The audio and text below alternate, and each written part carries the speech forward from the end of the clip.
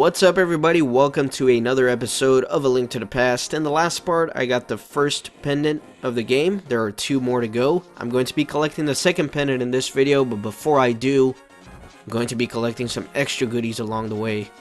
These little red guys here, they're Octoroks. I came across them before, I just didn't make a note of them. And I should now, because it's the third time they appear in the Zelda game, so they appeared in both the first and the second game. So they are definitely a veteran of the Zelda series. Let me try to kill these guys. Oh my god, I'm just getting blasted with these arrows. And actually, if you shoot them, you kind of like, you shoot his arrow instead of him, so you kind of have to time it right. Alright, so right now, if you remember in the second video of the series, I went into the library right below Kakariko Village and I showed you a strange little green book atop a bookshelf.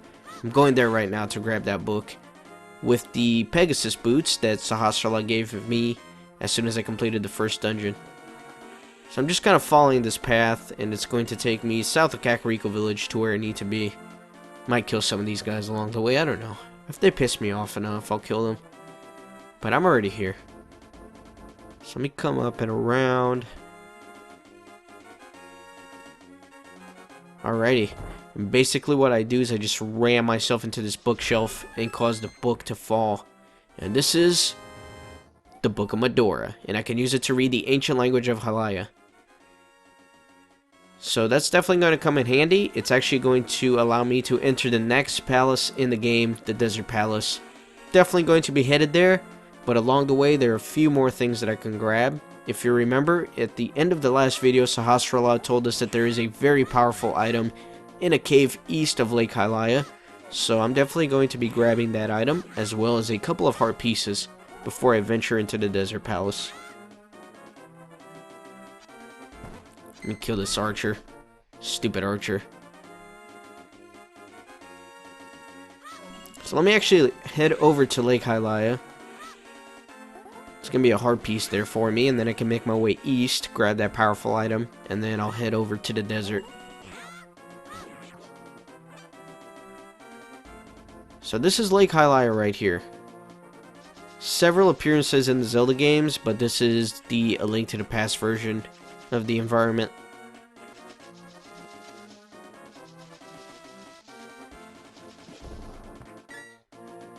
So right here, this little building looks quite distinctive, and it certainly is distinctive. You will see why later on in the series. Let me grab this chest here, there's some bombs, and then I'm going to step out and come back in real quick, and I'll push the blocks out of the way this time so I can continue forward.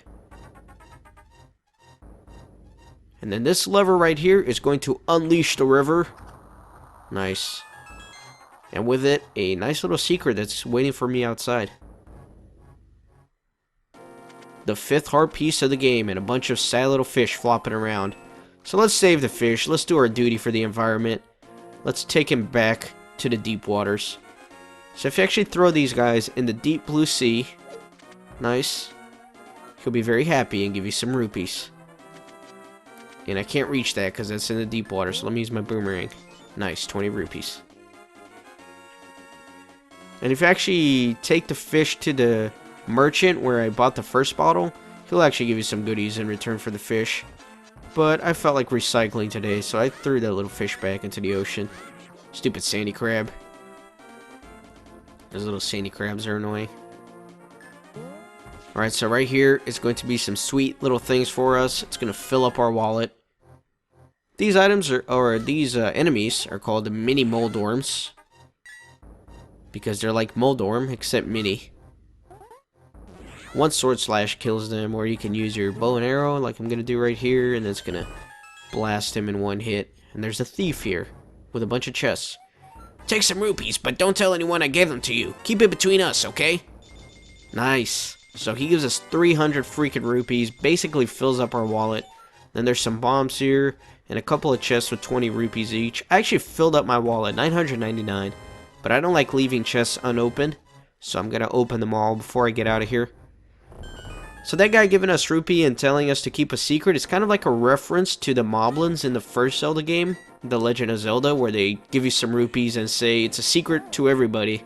It's a little bit of a play on the words there to bring back that old school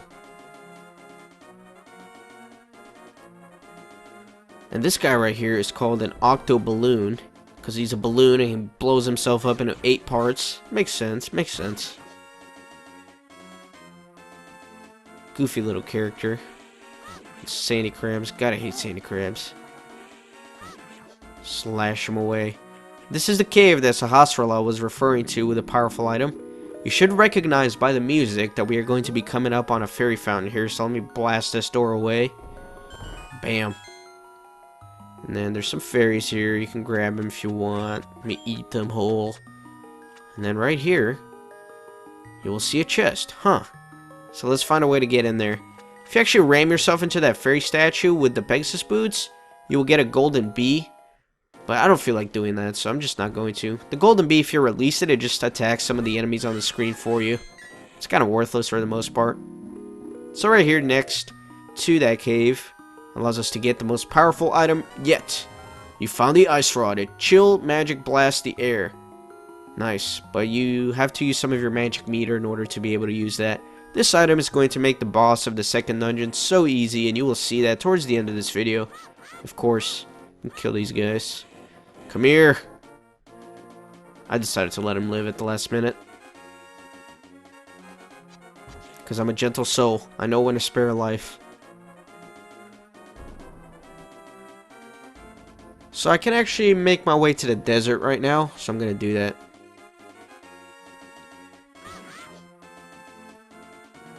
These little blob guys, they're called buzz blobs.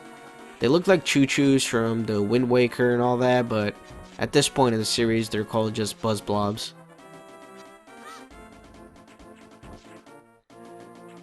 So ironically, the desert is actually right next to the lake. So if you just head west a little bit, you make it over to the desert. Kind of interesting, I suppose.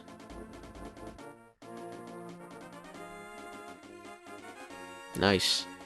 And these guys are vultures, so be careful with them. They'll kind of follow you around. And before I head into the palace, there's one last thing for me to grab. There's a heart piece in this cave, and also a creepy old man. His name is Againa, and he's actually Sahasrara's brother. Aha! It is the Book of Medora. With it, you can read the language of the Hylian people. So he's also a descendant of the Seven Sages, but his role is minor in this game. That's about the extent of it. He just gives you a hint of where to get the Book of Medora if you haven't already gotten it. In my case, I already have it, so. So his name is spelled A-G-I-N-A-H. And imagine how much fun all the kids made fun of him in high school for if they just put a V in front of his name. I'll let you work that one out for yourself. These little guys that dance around like Shaquille O'Neal in that one commercial, they're called, what are they called? They're called Geldmen.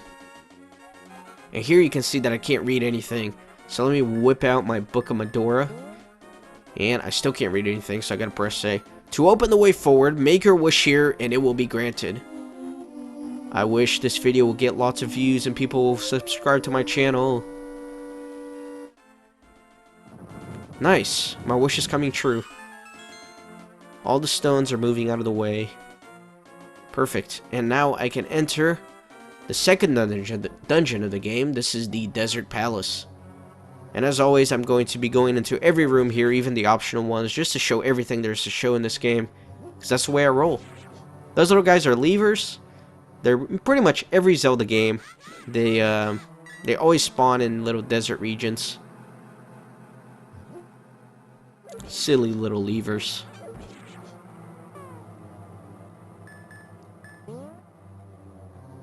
Get rid of these Igors with the bow and arrow. I get a little bit compulsive about breaking all the pots in a room, so it's kind of what I'm doing here. But this room has the map for me in case I ever get lost in this dungeon, but I promise I won't, because I know what I'm doing. And I actually do a run-through of every video that I record before I actually record it, just so I know what I'm doing. Nice, breaking all these pots.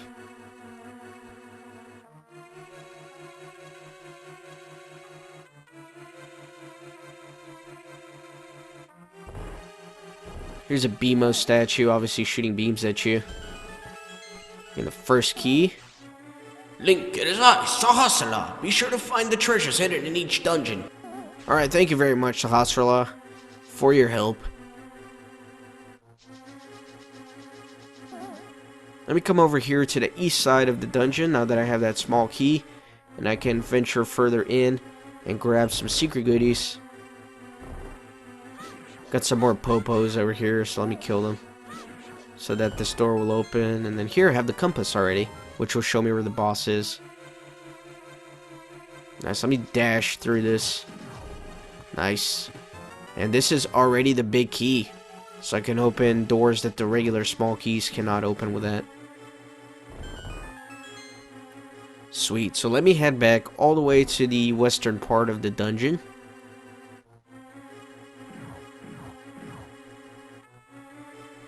There's other things to be done over there.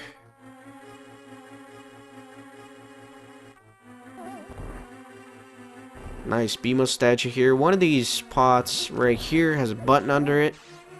So, I don't know. Should I break all the pots? Nah. And right here is the item of the dungeon.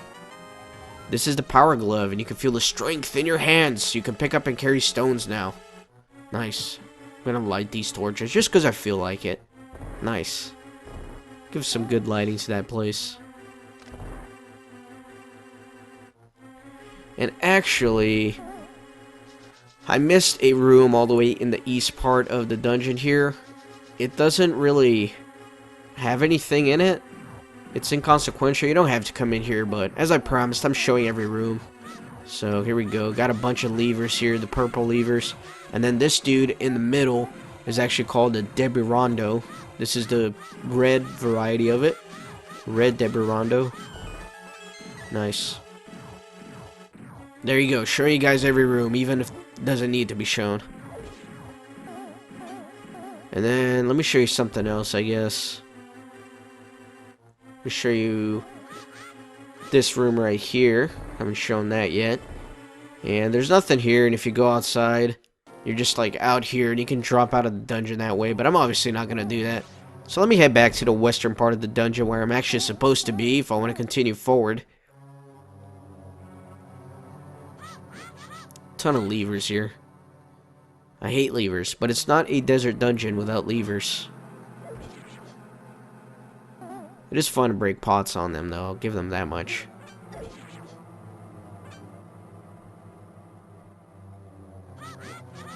Smack this Debirondo guy. Alright, now I can finally continue onwards.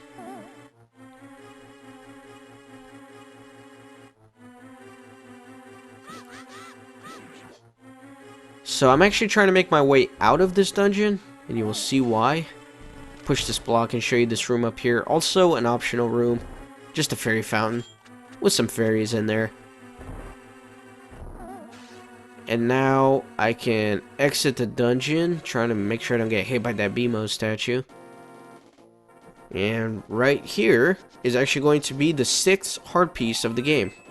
Or maybe not 6th, maybe that was 7th. Yeah, that was the 7th heart piece. Sorry, I missed counting over here. And with the dungeon item, I can pick up these rocks and continue down this way. Nice.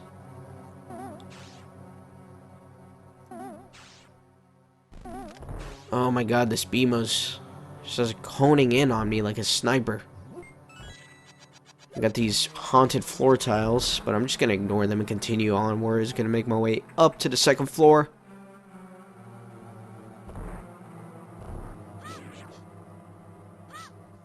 Bunch of popos here.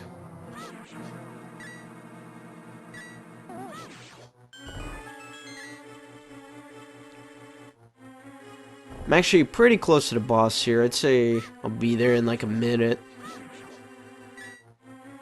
I don't know if I want to light these torches. Am I going to be obsessive about it? Nah, I'm just going to grab the key and move ahead. Nice. More haunted floor tiles. That's alright. And this is actually the room right before the boss. So let me whip out my bow. And let me get rid of this Igor. And I love this room. You're going to see something kind of cool here. It's kind of interesting how they did this on this type of platform game, but check it out. Not platform game, it's not what I meant. But I just love how that wall just moves to the side and reveals the door. It's kind of cool. Especially for this game engine. And right here I have the boss, so let me equip that ice wand. Nice. And that's going to make this boss fight so easy. It's going to be a complete joke, honestly. Could be pretty challenging if you don't have the ice rod. But this is Landmola, boss number 2.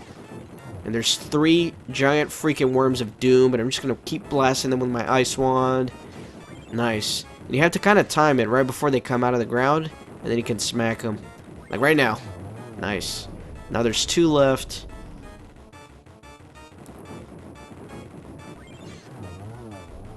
And you gotta be careful, because once you smack them, little rocks explode out in different directions. That's really the easiest way to get hit in this battle, but it's fairly straightforward boss battle. Pretty easy, honestly. Got another heart container, and I have gotten the 2nd pendant of courage. Guys, I hope you enjoyed this video. Be sure to take the vow of non-stop gaming and join the monastery by hitting that subscribe button. And I'll catch you next time for the 3rd and final pendant.